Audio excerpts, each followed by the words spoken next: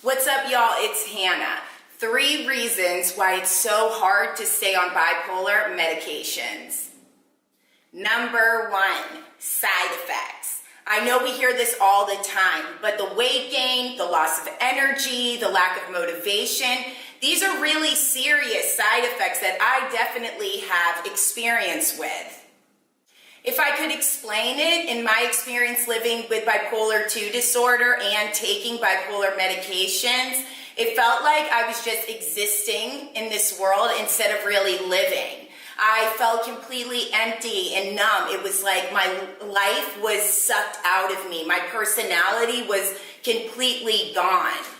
You know, I told my doctor, you want me to work and you say I can, yet I'm on these medications where I can barely keep my eyes open. It makes no sense.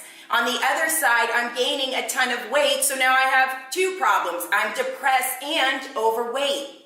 The problem with side effects isn't just small, it's huge. And it's the main reason why those of us living with bipolar disorder don't stay on medications. I had to work really hard to get on a routine of medications where the side effects were not that bad. And I had to be assertive with doctors about what I wanted out of life. I didn't want to merely exist in this world. I wanted to live and thrive, which is what we all deserve. Number 2 is the shame that comes with taking bipolar medications. It comes with taking any medications when you live with a mental illness that we feel really bad about ourselves for having to take pills to feel a certain type of way. But the thing is, for any illness, which is what we have, people have to take medications.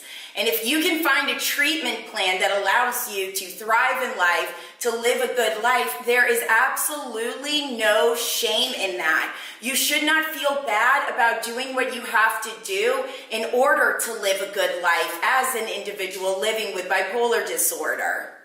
Number 3 is the lack of awareness and knowledge about bipolar medications.